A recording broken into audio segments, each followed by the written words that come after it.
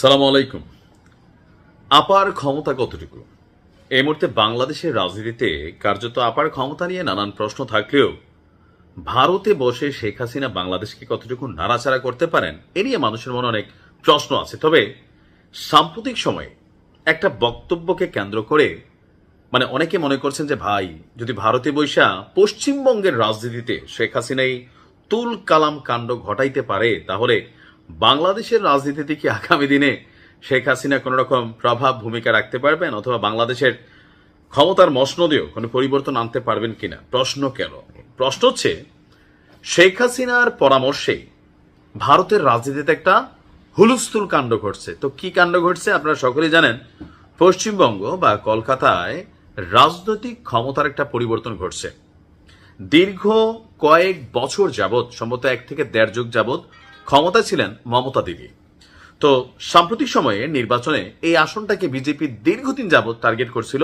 আর হয় কি, যে ধরেন একজন শাসক যখন কন্টিনিউ শাসন করেন, তখন তার শাসন আমল নিয়ে মানুষের মধ্যে প্রশ্ন ওঠে, মানুষের মধ্যে নানান ধরনের পারসেপশন তৈরি হয়, তার খারাপ জিনিসগুলাই কিন্তু সামনে আসা শুরু হয়।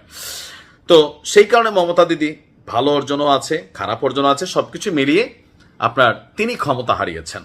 এখন তিনি ক্ষমতা হারানোর পর সেখানে ক্ষমতা পাইল কে?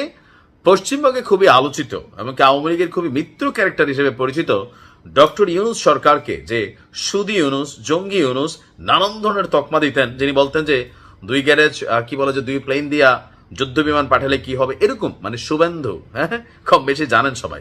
আমাদের আলোচনার জায়গাটা কোনটা? এই যে শুভেন্দু পশ্চিমবঙ্গের ক্ষমতার কেন্দ্রে বসলেন বা চেয়ারে বসলেন, এর পিছনে কি পশ্চিমবঙ্গের জনগণ ভোট দিছে, নাকি এখানে ইলেকশন মেকানিজম বা ইঞ্জিনিয়ারিং ঘটছে? আমাদের বাংলাদেশের একজন প্রথিতযশা রাজনীতিবিদ ডক্টর কর্নেল অলি আহমেদ, তবে তিনি মাঝে মাঝে এমন উদ্ভট কথা বলেন, আমার নিজের কাছে একটু আশ্চর্য লাগে। আজকে যে কথাটা তিনি বলছেন, আমার কাছে মনে হয়েছে যে রাজনীতিবিদ হইলে হয় কি, যে যায় লঙ্কা সেই হয় রাবণ। তো তিনি কি বললেন? শেখ হাসিনার পরামর্শে ভারতের রাজনীতি সরকার পরিবর্তন হয় কেন? শেখ হাসিনার পরামর্শে ভোট ইঞ্জিনিয়ারিং এর মাধ্যমে ভারতের পশ্চিমবঙ্গের ক্ষমতায় শুভেন্দু অধিকারীকে বসানো হয়েছে।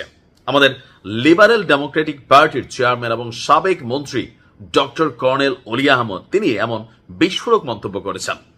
তিনি বলছেন, কিছুদিন আগে পশ্চিমবঙ্গে নির্বাচন হয়েছে, সেখানে বাংলাদেশ থেকে দীক্ষিত হয়ে এবং শেখ হাসিনার পরামর্শে ভোট ইঞ্জিনিয়ারিং করে মমতাকে হারিয়ে শুভেন্দু অধিকারীকে ক্ষমতায় বসানো হয়েছে।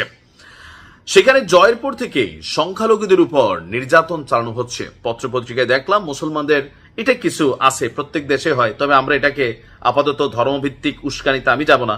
আমার কাছে মনে হয় কি, যে ধরেন কোন দেশে যখন এই ধরনের ঘটনা ঘটে, ইলেকশনের পরে প্রত্যেকটা জায়গাতে আফটার ইলেকশন একটা রিয়েকশন হয়। বাংলাদেশে হয়েছে না, সরকার পরিবর্তনের পর শত শত মানুষ এই দেশে মারা গেছে, লুটপাট হয়েছে, ভাঙচুর হয়েছে।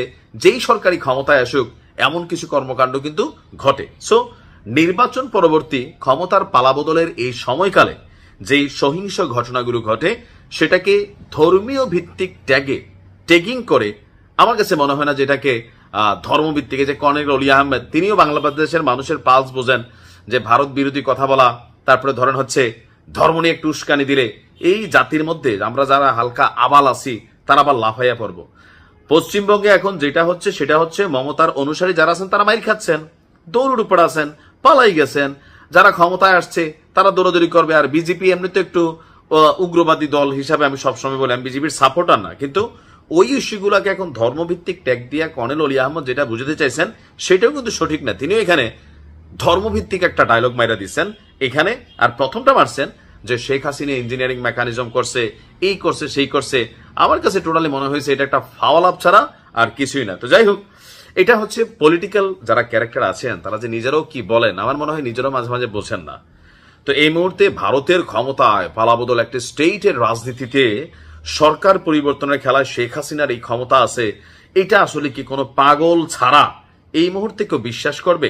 জীবনও বিশ্বাস করবে না, এটা আমি 100% শিওর, যেটা জীবনেও কেউ বিশ্বাস করবে না।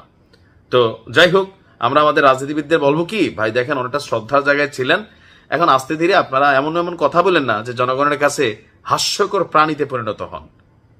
আপনাদের প্রতি মানুষের রেসপেক্টের জায়গাটা অন্যরকম। পলিটিক্যাল বিরোধিতা হবে, কিন্তু এই ধরনের বিরোধিতা আসলে কতটুকু যৌক্তিক?